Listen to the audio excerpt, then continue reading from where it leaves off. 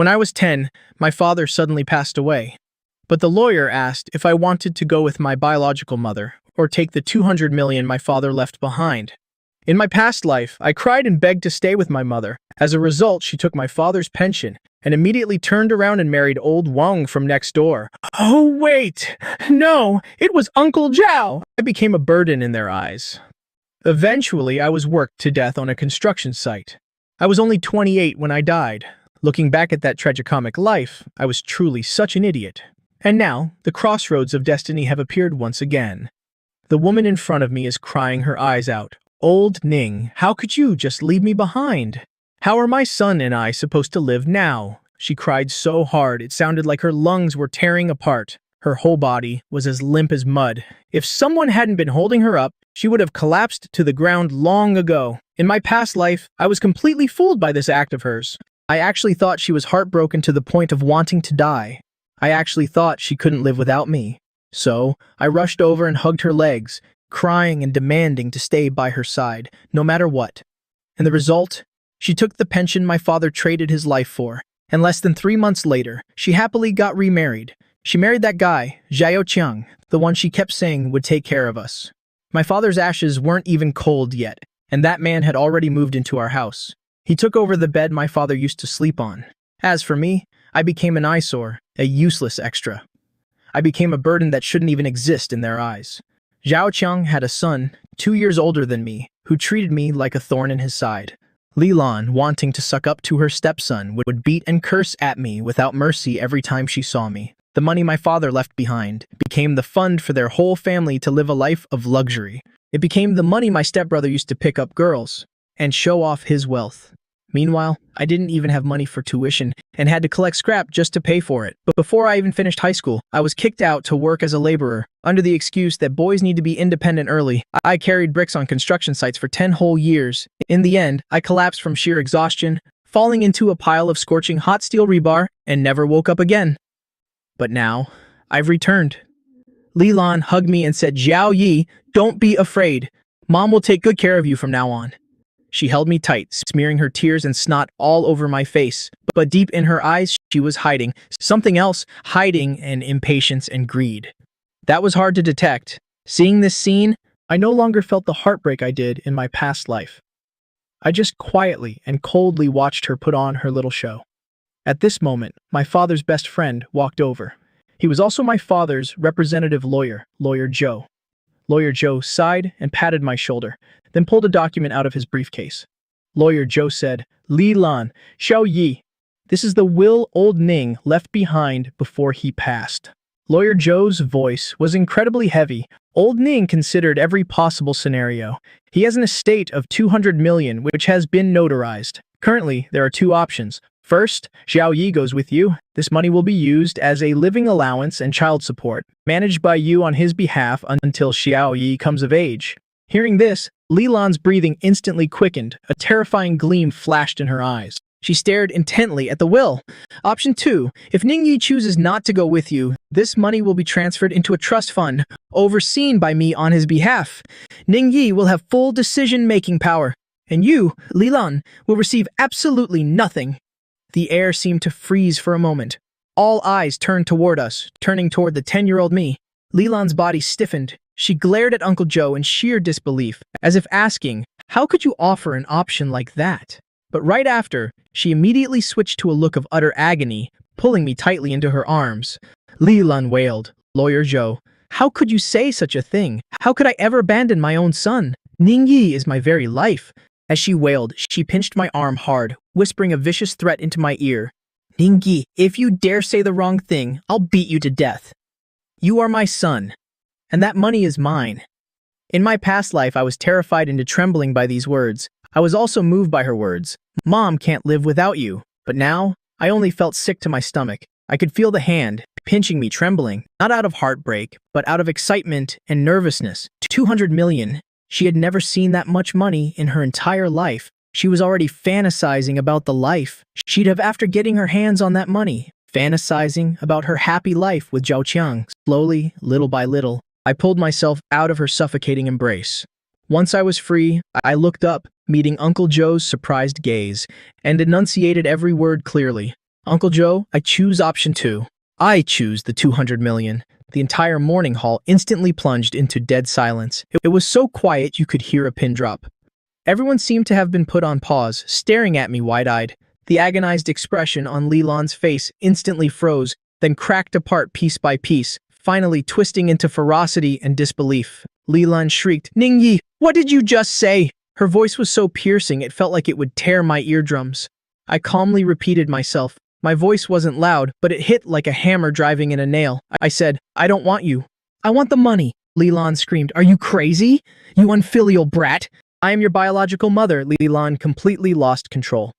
Like a madwoman, she lunged at me, raising her hand to slap me, but her wrist was caught by a large hand. The one who stopped her was Uncle Joe. Uncle Joe's face darkened as he said, "Leland, please calm down. We are in front of old Ning's morning hall. Furthermore, this is Ningyi's own choice. He's just a child. What does he know? You must have put him up to this." Uncle Joe shook off her hand in disgust and said, "I will repeat this one more time. This is old Ning's legally binding will. Since Ningyi has made his choice, I will immediately initiate the relevant procedures. From now on, you are no longer his legal guardian." Leland was completely dumbstruck. She stared at me, her eyes brimming with venomous resentment and unwillingness to accept defeat. It was as if she were looking at her sworn enemy. She probably couldn't understand, even in her wildest dreams, why her son, who had always been so weak and obedient, had suddenly become so distant and so cold. I couldn't be bothered to care about her anymore. I walked up to Uncle Joe, gently tugged the corner of his shirt, and asked, "Uncle, did my dad already know everything? Has he known for a long time?" Uncle Joe's body trembled slightly. He crouched down, looked me straight in the eye with a serious expression, and after a long while, he gave a pained nod. He said, "Your dad was a very smart man. He just loved you too much." That single sentence made my eyes instantly well up with tears. That's right, he was so smart. How could he not have noticed Leland's promiscuous and terrible nature? He endured it all, just to give me a complete family.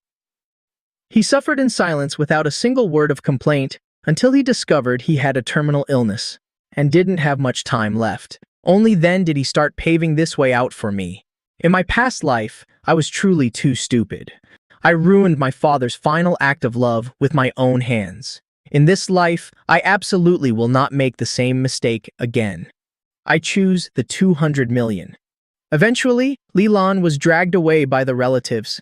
The hateful glare she gave me as she left was etched deeply into my mind, and I will remember it for the rest of my life. But I didn't care in the slightest. From the moment I made my choice, the mother-son bond between us was completely severed. The only thing left was hatred. Uncle Joe became my new guardian. He was an upright and trustworthy man. After taking care of my father's funeral arrangements, Uncle Joe took me to live at his house. He handed me a long list of investments. They were all projects my dad and he had researched when he was still alive. But I flipped straight to the last page. "Uncle Joe, sell all the ones on the previous pages."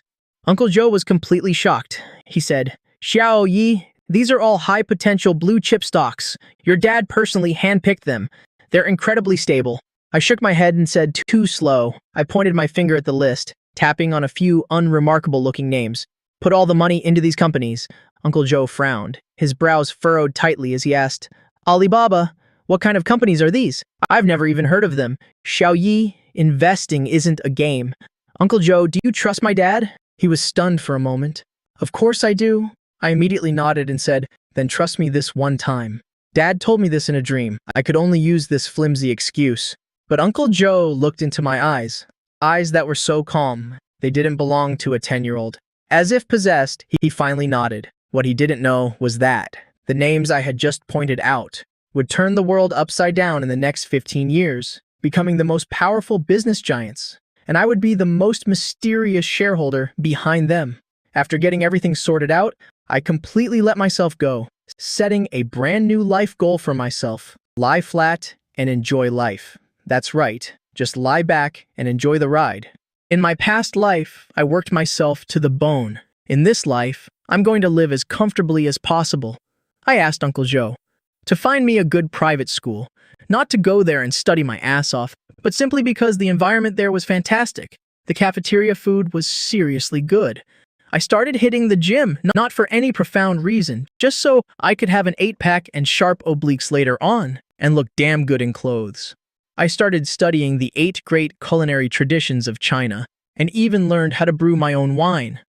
No, not to become a chef, but just to satisfy my own inner foodie. I tossed all the troublesome matters to Uncle Joe to handle as my lawyer and then pushed them onto the 5-man expert team that Uncle Joe helped me put together. The head of that team was named Old Wu, an elite who had just returned from Wall Street. I poached him by offering triple his salary. I only had one requirement for him. Don't bother me. If something comes up, handle it yourself. If you can't handle it, just bankrupt the other party to save us the trouble. The look Old Wu gave me at that moment was like he was looking at some foolish, prodigal son of a wealthy landlord, but he still loyally carried out all my orders, and so, my life officially turned a new page as a boss. Tencent's stock price has tripled again.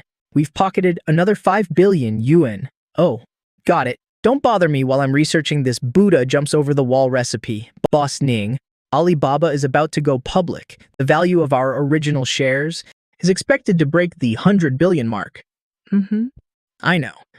Check how this new batch of yellow wine tastes for me. Boss, that plot of land you bought on a whim last time. The government is about to zone it as the commercial center of the new special economic zone. Its value has skyrocketed 100-fold. Old Wu gradually got used to my lazy, slacker lifestyle. He even started taking the initiative to filter out the unimportant stuff for me, like those small deals worth only a few billion. As for me, I sank deeper and deeper into the path of lying flat and ignoring the world. The assets under my name kept growing, crazily like a snowball rolling down a hill, but I had grown completely numb to those numbers. I only cared about how to live my life as comfortably as possible. I became a mysterious legend among the ultra-rich. No one knew what I looked like. They only knew of a powerful and mysterious Mr. Ning, who was filthy rich, but always elusive, like a dragon showing its head but never its tail, appearing and disappearing like a ghost. Until the year I turned 18, the appearance of a certain woman shattered the peaceful, indulgent life I had enjoyed for so long. Xiao Wangqing, my former fiancé. The engagement between Xiao Wangqing and me was arranged by our grandfathers when we were just toddlers. After my father passed away, my family fell into decline. This engagement was never brought up by anyone again, but no one could have expected that the inheritance my father left behind back then would, after all these years, quietly grow into a massive business empire. Even though I intentionally kept as low a profile as possible, the powerful rise of the Ning family still couldn't escape the eyes of the Xiao family.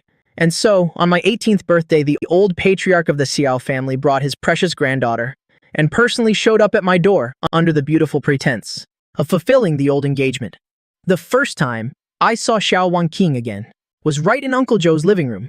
She was wearing a very elegant and refined white dress. Her long hair was tied neatly behind her head without a single strand out of place.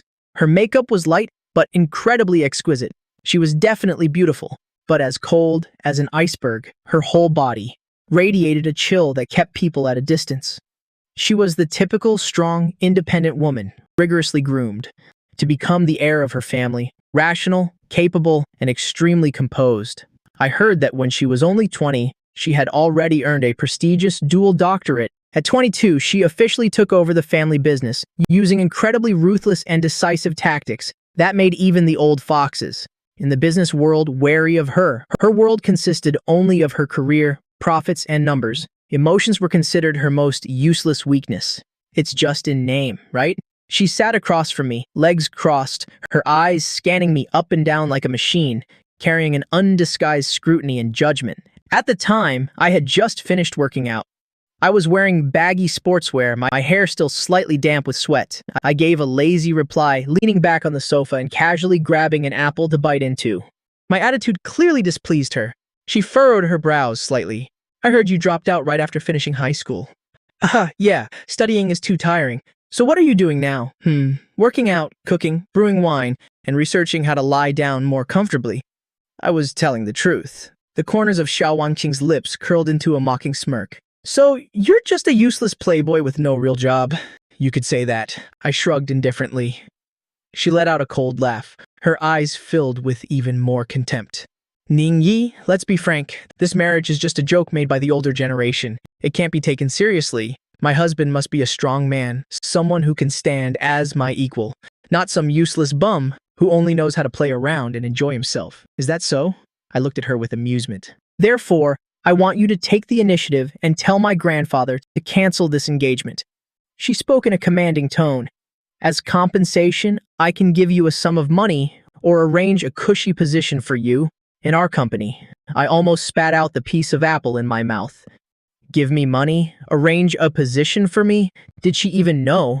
The Zhao Group she was so proud of was barely a fraction of my total assets in my eyes. I looked at her high and mighty attitude and suddenly found it very amusing. In my past life, I didn't even have the chance to meet her. In this life, she was sitting right in front of me, using a condescending tone to offer me compensation. I wiped my mouth, smiled faintly, and replied, "Sure." Xiao Wangqing froze, seemingly not expecting me to agree so readily. "How do you want to make it up to me?" Her icy mask was back in place. "I don't need money, and I don't need any position either." I stood up and walked over to her. Leaning in, I got close to her ear. She instinctively tried to pull back, but her body was frozen stiff.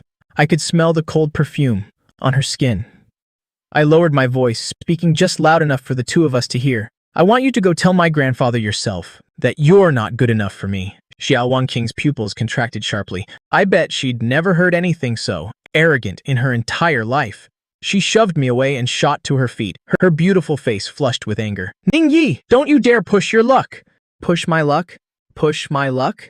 Respect is something you earn for yourself, not something others bestow upon you. I sat back down on the couch, leisurely crossing my legs with an air of arrogance. "Miss Xiao, you were the one who looked down on me first. Isn't that right?" She stared down at me. "A person like you, besides being born into a good family, what else are you good for? You're completely useless, just coasting through life, waiting to die.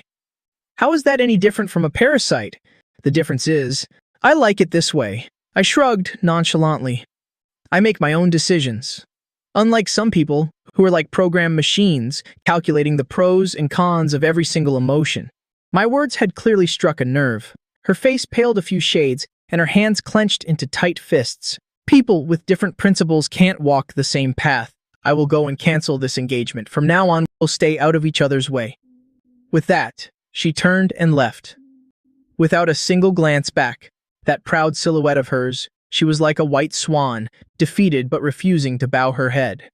Uncle Chu walked out of the study, a worried look on his face. "Ning Yi, wasn't that a bit too impulsive? The Xiao family's influence in the capital is nothing to scoff at. Don't worry, Uncle Chu. She's the one who wants to break the engagement. It's not like I kicked her out. Besides, someone who can't even decide their own marriage, what can they possibly accomplish?" I watched the direction Xiao Wangqing had disappeared, my eyes without a single ripple. In my past life, she was the bright moon, hanging high in the sky. I wasn't even worthy of looking up at her. In this life, in my eyes, she's nothing more than a pitiful soul, imprisoned by her own family. I'm looking forward to it, seeing the look on her face when she finally breaks. It's going to be very interesting. The storm over the engagement quickly subsided.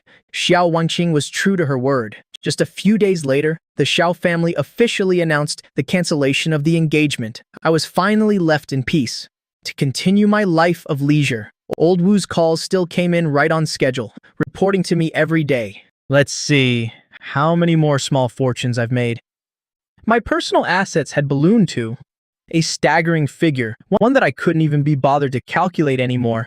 But I still wore my $10 sportswear every day, drove a cheap, ordinary car, and went back and forth between the gym and the local market. Until one day, at a dessert shop that was about to close, I met an angel. It was a small shop, tucked away in a little alley in the old town district. The shop was tiny, decorated in an elegant classic style, selling traditional sweets that were on the verge of being forgotten. I was drawn in by the handwritten wooden sign hanging by the door. Today's special, steamed chestnut flour cake with osmanthus sugar. This was the dessert my father loved to make for me when I was a child. I pushed the door open. A wind chime tinkled melodiously. A girl in a light blue cheongsam walked out from the kitchen. She had waist-length hair and a delicate makeup-free face. She looked a little surprised to be disturbed. The moment I saw her, my heart skipped a beat. It was a magical feeling. She didn't have the kind of striking, almost aggressive beauty of Xiao Wangqing.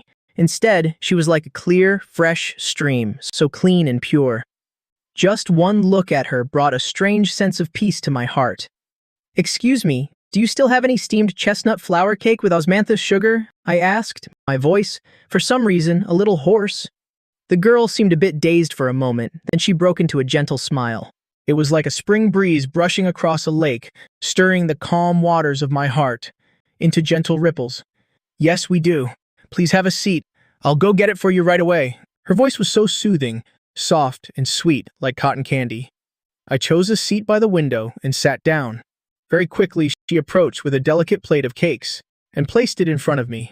The chestnut cakes were molded into the shape of small plum blossoms sprinkled on top, with crystal clear osmanthus sugar crystals, giving off a sweet, enticing aroma. I picked one up and took a bite. This is it. This is the taste. It was exactly the same as the ones my dad used to make. A warm feeling surged up from the bottom of my heart. For some reason, my eyes suddenly began to sting. "Is it good?" The girl sat down across from me, resting her chin on her hands and looking at me with expectant eyes. I said with genuine awe, "It tastes exactly like the ones my dad used to make." "Really?" Her eyes lit up. "This recipe was passed down from my grandmother. She said not many people know how to make this anymore. Your grandmother must have been an amazing person." She puffed out her chest with a hint of pride. My name is Shen Youchu. I opened this shop all by myself. "And you are?" "I'm Ning Ye." Just like that, we started talking like old friends who had known each other for a long time, chatting about everything under the sun. It was then that I learned her family came from a long line of scholars. Her ancestors had even worked in the imperial kitchen. Since she was young, she had been immersed in the finest traditional crafts. She didn't like the rigid 9-to-5 life of an office job, so she opened this small shop on her own. She simply wanted to preserve and pass on these wonderful flavors. Her philosophy on life was surprisingly similar to mine. We both loved a slow-paced life and shared a passionate, almost obsessive love for traditional culture. That afternoon, I stayed in that cozy little dessert shop for a long time, talking with her about one thing after another. Sunlight streamed through the curtains, dancing on the hem of her dress, enveloping her in a soft, golden halo. I watched her sparkling eyes as she spoke, and the lovely smile that would unconsciously appear. I felt as if a corner of my heart had just been filled. I suddenly realized that my heart, which had grown old and jaded from the events of my past life and this rebirth, was beginning to soften. From that day on, Shen Youchu's dessert shop became my new base of operations. I would stop by every single day, like clockwork, rain or shine. Sometimes it was to try a new dessert that she had just created. Other times it was to enjoy a cup of tea she brewed herself. But most of the time I would just sit there quietly, watching her as she bustled about. She was always busy, since she ran the shop all by herself, from preparing ingredients and cooking to serving customers and cleaning up. She did everything on her own, and yet she never uttered a single word of complaint. There was always a contented smile on her face. I started to learn how to help her. At first, I helped her wash dishes. Then, I helped her prep vegetables. Later on, she even allowed me to step into her kitchen to watch her make the desserts firsthand. Her kitchen wasn't large, but it was always neat and tidy. Every tool was perfectly organized. She worked with intense focus like a true artist. Watching her slender hands, seeing how she transformed ordinary ingredients into exquisite works of art, it was a true pleasure. One time, I was helping her carry a heavy bag of flour. Since I had just come from the gym, I was only wearing a tight-fitting tank top. Shen Youchu was standing behind me, watching my muscles flex as I lifted it. Her cheeks flushed a little. "Ningyi, you're in really good shape." I set the bag of flour down, turned around, and deliberately puffed out my chest. "Want to touch?" I thought she would get embarrassed and run away, but to my surprise, she actually reached out her hand. Her fingertips were slightly cool, carrying the faint sweet scent of glutinous rice. She gently poked the lines of my abs. Whoa, they're so hard. She looked like she had just discovered a new continent. Her eyes wide and round. My body instantly tensed up. A jolt of heat shot from my stomach straight to the top of my head. I've lived 2 lifetimes, and this was the first time a girl had ever teased me like this. Looking at her innocent, curious expression, I didn't know whether to laugh or cry. I took hold of her mischievous little hand. Her hand was so soft, it felt like it had no bones. I lowered my voice and leaned close to her ear. Her face immediately turned bright red, like a ripe apple. She quickly pulled her hand back and ran out of the kitchen. Watching her retreating figure, I couldn't help but laugh. This girl was just too adorable. Our relationship, through these daily interactions, gradually grew warmer. We had endless topics to talk about, from cuisine to winemaking, from comic opera to the guqin. I discovered she was like a treasure trove, always bringing me new surprises. She knew how to play the guzheng, how to do ink wash painting, and even how to make her own cosmetics. She was like a lady who had traveled through time from the ancient world, exuding a classic elegance from head to toe. When I was with her, I felt like the whole world slowed down, becoming quiet and beautiful. My heart, which had only wanted to lie dormant, began to stir. I started looking forward to seeing her every day, looking forward to seeing her smile, looking forward to bickering with her, looking forward to her small, unintentional gestures. I even started to think that if, in the days to come, I could have her by my side every day, that wouldn't be so bad either. I gave her dessert shop a special name, calling it my Imperial Kitchen, and she, in turn, gave me a nickname, the Lazy Landlord. She said I was idle all day, only knowing how to come to her place to collect rent, taking all the best desserts she made. The only thing left between us was to say the words. But the one who pierced through that thin layer of paper was an unexpected incident. That day, a rich kid drove his supercar to the shop. He set his sights on Shen Yuchu the moment he saw her. With his powdered face and frivolous words, he walked in and demanded to book the entire place, forcing Shen Yuchu to entertain him. Naturally, Shen Yuchu refused. The rich kid flew into a rage out of humiliation and started trashing the shop, smashed quite a few things. At the time, I was in the back kitchen working on the menu. When I heard the commotion outside, I immediately rushed out, seeing the ruined state of the shop, and Shen Yuchu's small face, pale with fear and inexplicable fury, instantly erupted within me. Across 2 lifetimes, I had never been this angry. I shielded Shen Yuchu behind me, glaring coldly at the rich kid. "Get lost, motherfucker! Who the hell are you to meddle in my business?" The rich kid arrogantly pointed his finger right at my nose. I didn't say a word. I just took out my phone and called Old Wu. "Old Wu, look up this license plate for me. Within 5 minutes, make him and his family's company disappear from the capital." The rich kid froze for a moment, then burst into maniacal laughter. "You're killing me. You think you're in a movie or something? 5 minutes to make my family disappear? Do you even know who my dad is?" I quietly looked at him like I was looking at a dead man. Less than 3 minutes later, the rich kid's phone rang. He answered it, and the smile on his face froze. "Dad? What? What did you just say?" "The company's accounts are frozen, and all our partnerships have been canceled? How is that possible?" Who did we offend?" His voice trembled with fear. Finally, he collapsed to his knees, the phone slipping from his hand. He looked up, staring at me like I was some kind of monster. His lips quivered, unable to utter a single word. "Can you get lost now?" I said calmly. He scrambled to his feet and bolted out the door, not even bothering to take his flashy supercar. The shop returned to silence. Shen Yuchu looked at me, her beautiful eyes filled with shock and a hint of admiration. I turned around to look at her, gently wiping away the tear tracks on her face. "Don't be afraid, I'm here." With that, not waiting for her to react, I leaned down and kissed her slightly cold lips. Shen Yuchu's lips were just as soft as I had imagined, carrying the faint sweetness of osmanthus candy. She stiffened like a startled little deer, then slowly relaxed, clumsily kissing me back. The kiss was very light, very shallow, but it felt like a jolt of electricity striking my heart. A long while later, I reluctantly let her go. She lowered her head, her face flushed so red it looked like it might bleed, not daring to look at me. "Shen Yuchu." I lifted her face so she would look into my eyes and said seriously, "Be my girlfriend." She bit her lip, her long eyelashes fluttering like butterfly wings. After a long pause, she gave a soft, a sound as quiet as a mosquito. I smiled like an idiot. I pulled her tightly into my arms, feeling like I was holding the entire world. Across 2 lifetimes, this was the first time I truly felt what it meant to be moved, what it meant to be happy. She snuggled into my chest and mumbled, "You were really scary just now." "Did I scare you? With just one phone call, you bankrupted an entire company. Ningyi, just who exactly are you?" I looked into her clear, innocent eyes, knowing I couldn't hide it from her anymore. "I already told you.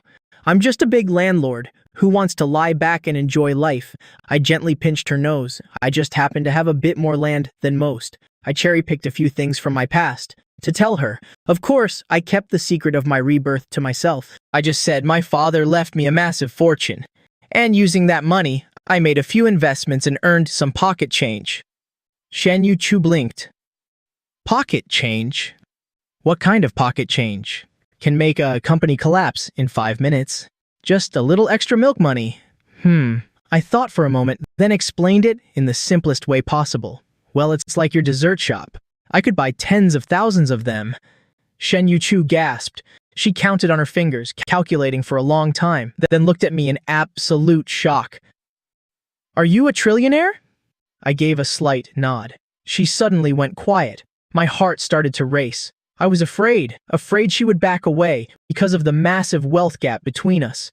But to my surprise, after a moment of silence, she suddenly looked up, staring at me with utmost seriousness. "Ning Yi, listen to me carefully. From now on, your money is my money, and my money is still my money." I froze for a second, then immediately burst out laughing. A hearty, unrestrained laugh. I picked her up and spun her around. "Deal, whatever you say, my royal kitchen manager." I spun her until she was dizzy, and she could only cling to my neck, letting out a crisp, silvery laugh like silver chimes. I knew I hadn't chosen the wrong person. The one I loved was Shen Yuchu, not the halos surrounding her. Ever since I got together with Shen Yuchu, my leisurely life suddenly became vibrant and colorful. We researched new desserts together, brewed new batches of wine together. She even dragged me to the early morning market, haggling with vendors over every single penny, until we were red in the face. I also took her to 3-star Michelin restaurants, so she could taste the culinary masterpieces of the world. She loved touching my abs, saying it felt amazing, just like a washboard, and I loved kissing her neck, watching her cheeks flush pink as she shivered. We were just like any other couple, deeply in love, always sweet and inseparable. Seeing this, old Wu would complain that he was choking on our PDA every single day. "Boss, here are the acquisition files for the Universal Group. They need your signature. Just leave it there. I have to make rock sugar pear soup for you. Chew first." "Boss, here's an invitation to the European Royal Banquet." "Decline it. I still have to take Yuju to see that new movie in theaters." "Boss, President Xiao of the Xiao Group wants to schedule a brief meeting with you to discuss a partnership." When old Wu mentioned President Xiao, he sneaked a cautious glance at me. My hand paused for a second. The name Xiao Wanqing, I hadn't heard it in a long time. I asked nonchalantly, "What does she want with me?" Old Wu explained. "The capital supply chain of the Xiao Group has been running into issues lately. They urgently need a massive investment. They caught wind of our Yifan Fengshun, so they want to seek a partnership." Yifan Fengshun was an investment firm I had old Wu establish. It was just the tiniest corner of my massive business empire. Even that tiny corner was, to the Xiao Group, an existence they had to look up to, a colossal behemoth. Talk about the tables turning. The one who used to sit high and mighty, the IC CEO who once deemed me unworthy, now had to lower herself and beg me for an investment. A meaningful smirk tugged at the corner of my lips. "Tell her, if she wants to talk, she can come see me in person at the Royal Kitchen." The Royal Kitchen was Yuchu's dessert shop. Old Wu looked as bewildered as a deer in headlights. "Tell her to bring her proposal here, so I can see just how sincere she is." I also wanted to see how Xiao Wanqing would react when she saw me with Shen Youchu. When she saw the trash she once despised the most had now become a figure she had to look up to, just how spectacular her expression would be. I was actually starting to look forward to it.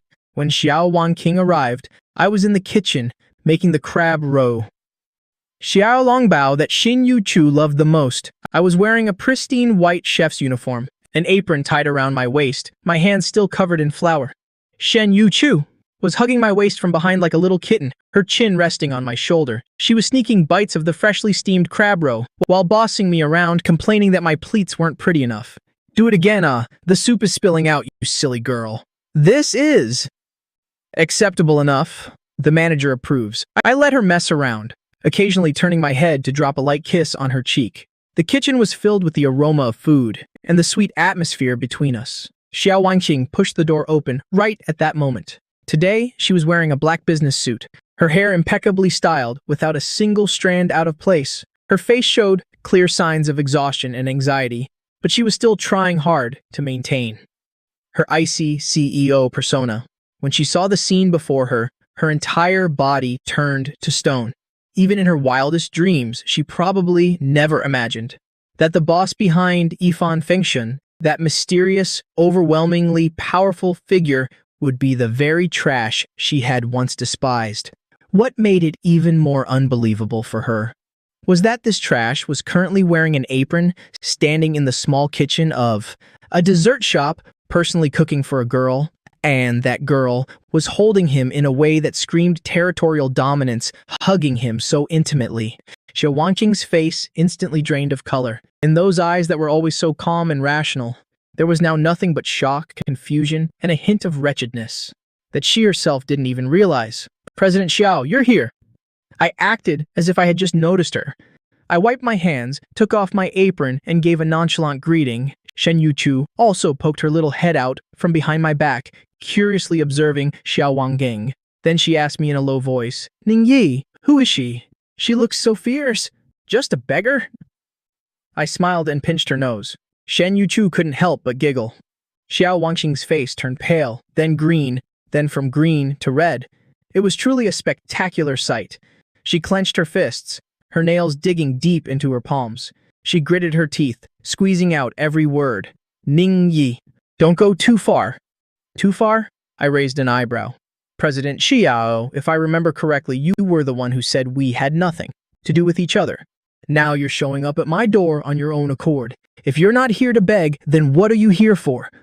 I led Shen Yuchu to a table outside and sat down, placing a steaming bamboo basket of xiaolongbao in front of her. "Try some. They're fresh out of the steamer." Only then did I leisurely look over at Xiao Wangqing, gesturing for her to sit. "Have a seat, President Xiao. If you have something to say, spit it out." My attitude was dismissive, like I was entertaining someone of no importance. This was completely different from the business negotiation she had imagined.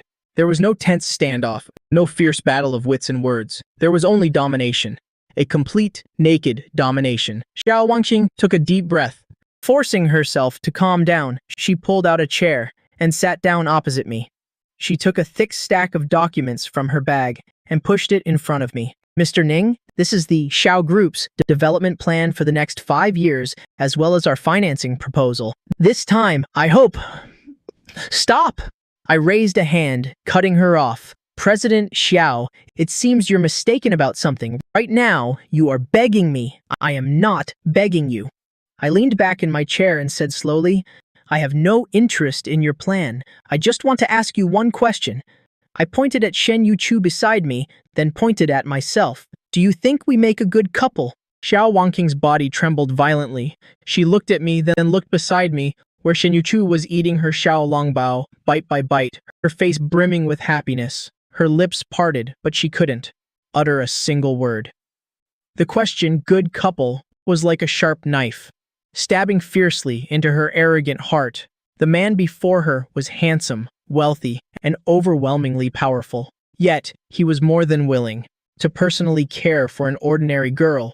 The doting look in his eyes was a tenderness she had never seen before. As for that girl, though dressed simply, her smile was so pure, her eyes so clear. Her entire being radiated a sense of happiness from being enveloped in love. Sitting there together, they looked like a painting of peaceful and beautiful years. And what about herself? Wearing an expensive business suit, holding a thick proposal, sitting here like a clown, begging for a shred of pity from this man. There was once a time when she was the one standing before him, using that condescending tone to kick him out of her world. And now, the tables had truly turned. Times had changed. The ultimate irony and belated regret were drowning her like tidal waves. Her pride, along with her last shred of reason, had been shattered to pieces. In this moment, she struggled to speak, her voice so hoarse it didn't even sound like her own. "You two make a very good couple, is that so?" I chuckled. "But I remember a while back, Someone called me a piece of trash, a parasitic leech, completely unworthy of her. The last bit of color on Xiao Wanqing's face vanished. Completely. She knew I was humiliating her, using the exact words she had spat out back then, to throw them right back in her face, word for word. I admit I was blind back then. She squeezed her eyes shut, as if using every ounce of her strength, just to get the words out. I'm sorry. But business is business, and personal matters are personal. Let's keep them separate. This partnership is truly, extremely important to the Xiao Group. I'm begging you. Begging me? I cut her off. President Xiao, in what capacity are you begging me? As my ex-fiancé? Or as a loser defeated by? My hands, Shen Yuchu, standing beside me, was completely lost listening to us, not understanding a single thing. But she was very smart. She didn't interrupt with a single word. She just quietly picked up a xiaolongbao and placed it in my bowl, then used those clear eyes to silently give me strength. It was this small, warm gesture that caused Xiao Wanqing's psychological defenses to completely collapse.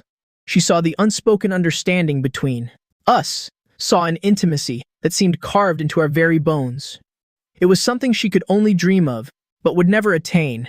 She had always thought what she pursued was the pinnacle of her career, supreme, unrivaled power. But only today did she suddenly realize that standing at the peak, looking down at the masses, her heart was so empty and cold, so incredibly cold. She had won the whole world, but lost the only person who could warm her heart.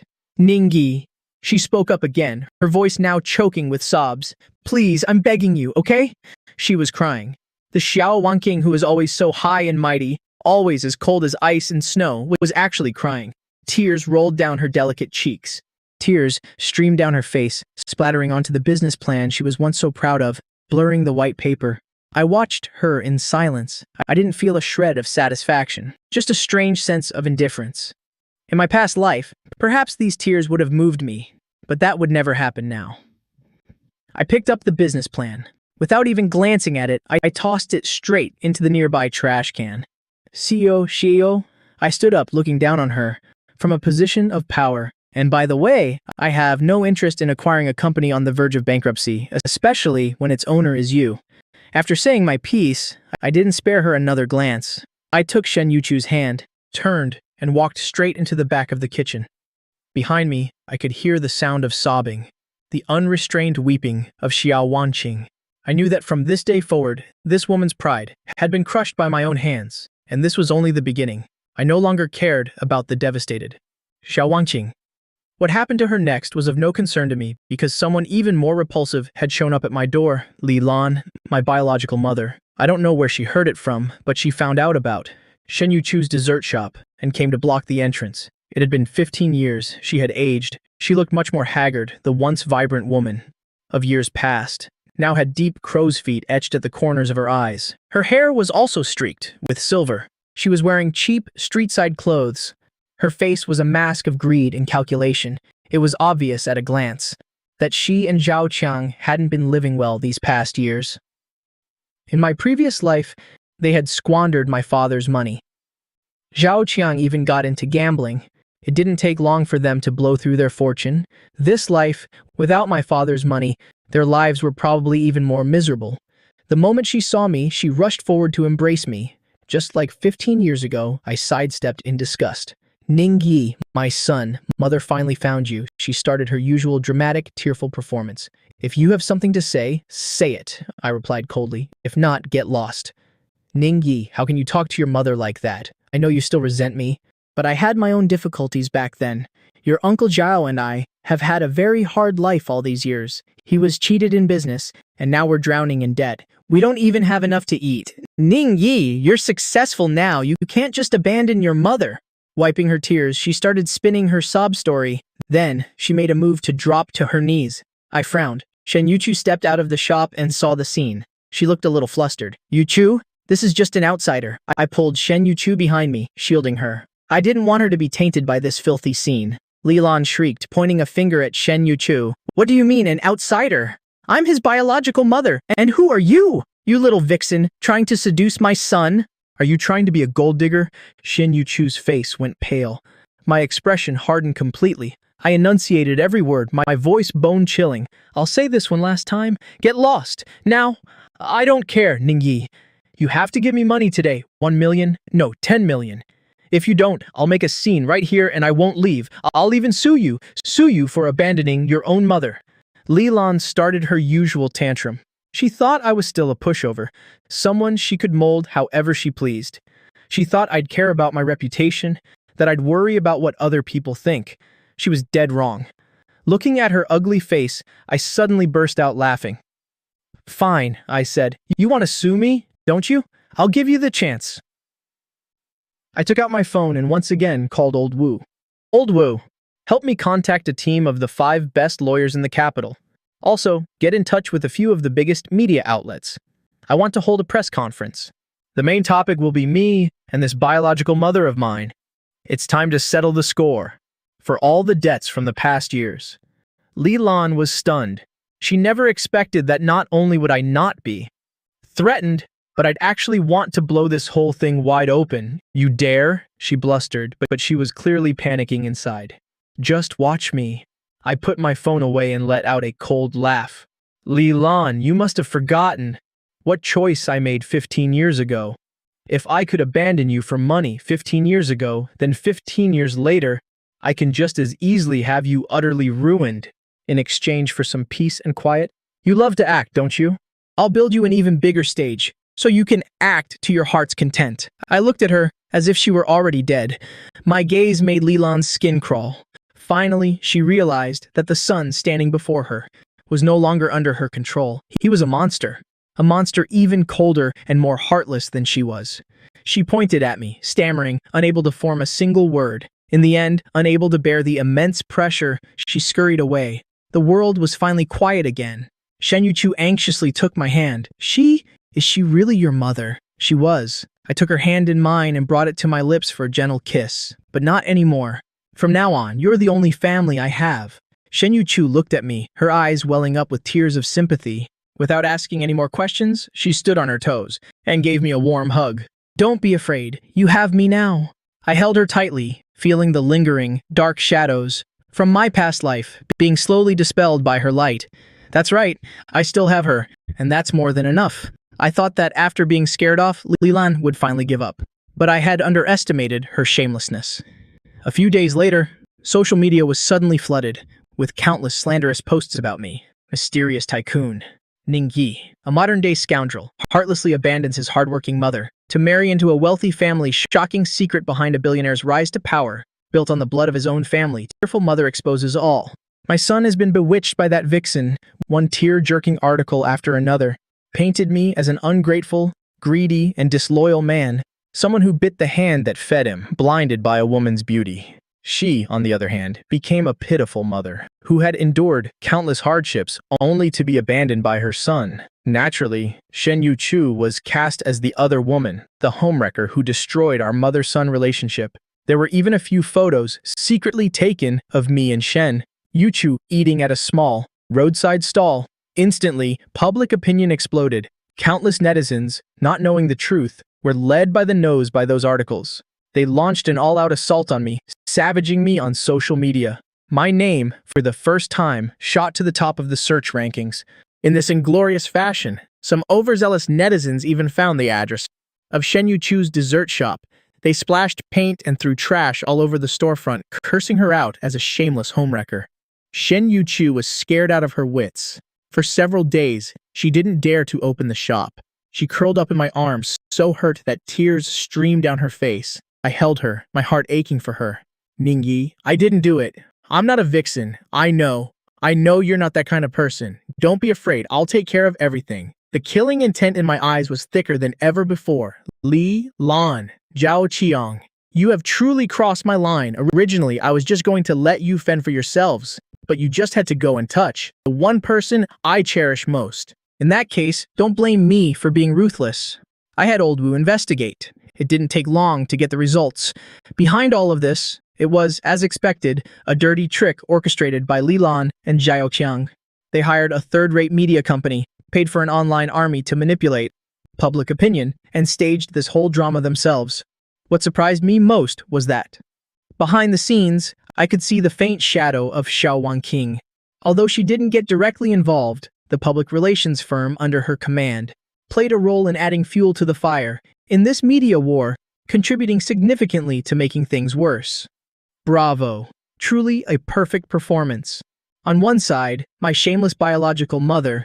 On the other, my still bitter ex-fiancé. Since you like working together so much, I'll send the whole lot of you to hell together. I didn't rush to issue a clarification, nor did I bother to take down the trending keywords. I let public opinion continue to rage. I wanted them to climb as high as possible, so their fall would be that much harder. 3 days later, just as the wave of online criticism against me reached its peak, I held the press conference I had prepared for Li Lan. The venue was a 7-star hotel, the most luxurious in the capital, in its largest ballroom. I had invited hundreds of major media outlets from all over the country. The scale was unprecedented.